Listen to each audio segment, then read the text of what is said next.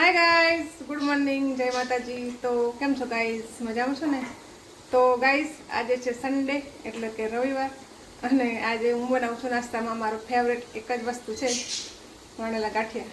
ગાંઠિયા બની ગયા છે અને અત્યારે મને વિડીયો લેવાનો યાદ આવી ગાઈઝ.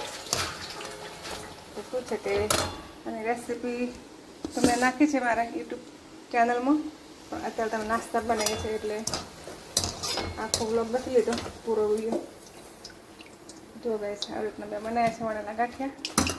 અહીંયા બને છે સંભારો. શેનો સંભારો છે પડે.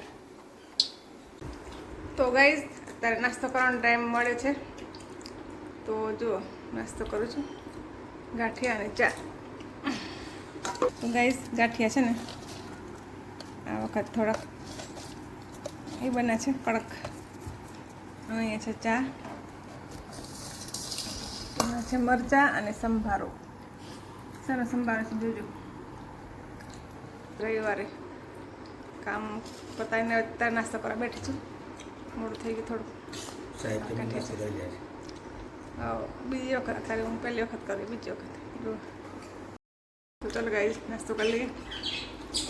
તો ગાઈસ, અત્યારે મેં આવ્યા છે આગાસી પર પાપડ બનાવવા માટે. પાપડ બનાવતા જશું ને એ સુકવતા જશું.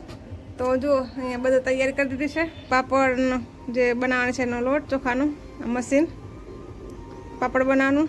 આ છે સેવ બનાવવાનું મશીન. તો સેવ બને તો સેવ, પાપડ બને તો પાપડ, જે બને એ. અહીંયા સાડી પાથરી છે, તડકો છે જબરો ગાઈસ. અને ત્યાં આગળ અમારે સામે છે ને, અહીંયા આગળ જાન આવી છે, તો 2 વાગે છે. શરૂ કરીએ. તો ગાઈસ, આજે તો માટે ટ્વિંકલે મને થોડોક ટેકો કરાવે છે વેફર બનાવવામાં, સેવ બનાવવામાં ચોખાની, કે એને શોખ થઈ ગયો, ચલો મમ્મી હું એ પણ બનાવું. તો એ પણ થોડીક જો મશીનમાં લોટ ભરી આપે છે, તો પાડે છે સેવ ગાઈસ. સેવ પડી રહ્યા પછી થોડાક પાપડ બનાવીએ એવું છે ગાઈસ. લોટના લોયા કરી દઉં છું મસ્ત કરીને, થોડોક ગરમ રહે ને એટલા માટે. એને ભરી આપે તો પાડી આપે. હવે થોડી મોટી થઈ ગઈ છે તો કામ તો કરવું પડે ને ગાઈસ. તો ગાઈસ, સેવ તો પાડી લીધી, હવે પાપડનો વારો આવ્યો છે. થોડા પાપડ પણ બનાવી લઈએ. થોડા દૂર દૂર નાખ એટલે કરું. હા, એટલે કરું.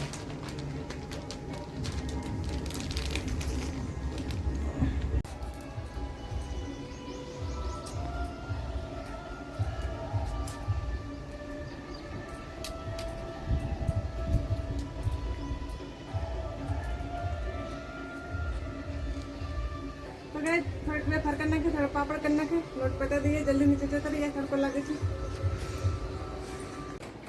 તો ગાઈસ, આજે અથાણું ભરું છું બરણીમાં, કેમ કે હવે બની ગયું છે તો ભરી દેવું, અંદર પેક કરી મૂકી દઉં, ભરી દેવું સારું.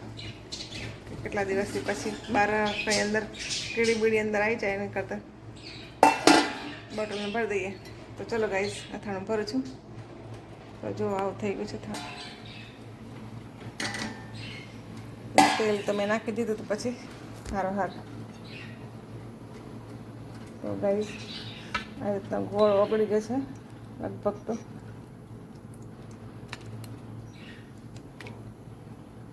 થોડી વાર હલાવીને પછી ભરી લેવાનું છે.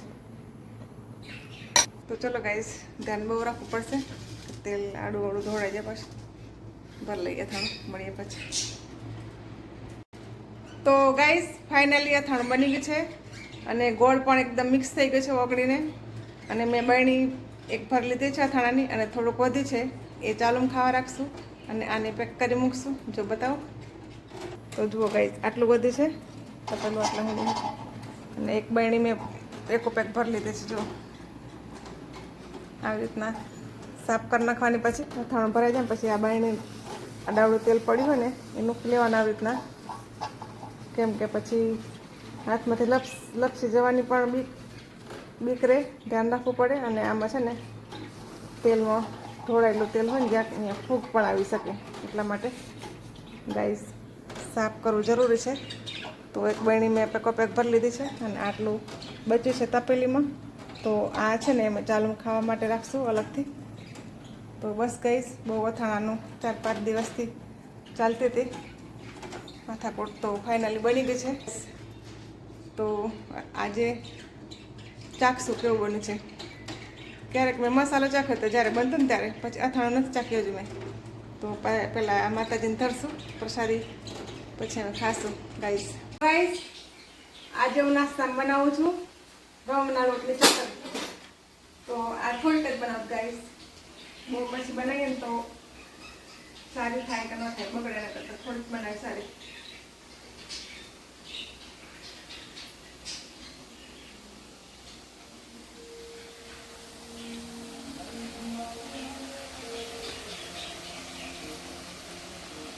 એવું છે ગાઈસ, નવું ટ્રાય કરું છું. ત્યારની બનાવવાની તો ઈચ્છા હતી, પણ આમાં બીજા કામમાંથી ફ્રી થાવ તો આ બનાવું ને.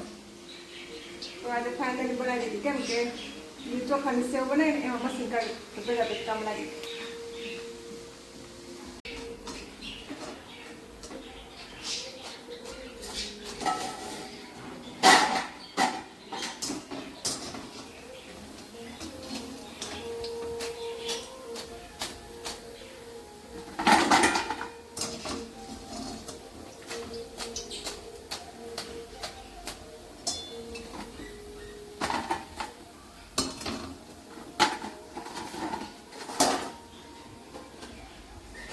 ગાઈસ ચકરી તૈયાર છે ઘઉંના રોટની, કુરકુરી અને ક્રન્ચી.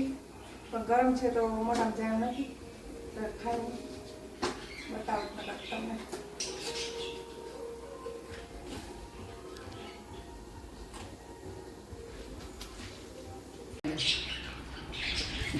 તો ગાઈસ નાસ્તામાં ચકરી બનાવી હતી તો અડધી તો ખાઈ ગયા.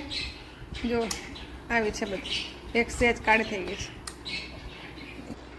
મસ્ત ક્રન્ચી અને કુરકુરી છે ચકરી ગાઈસ. ખાઓ બતાવજો છે ને મસ્ત.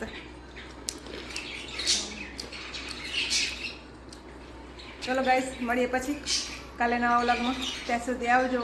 Bye bye. કો પપ્પા બાય બાય બોલો. Bye bye bye bye.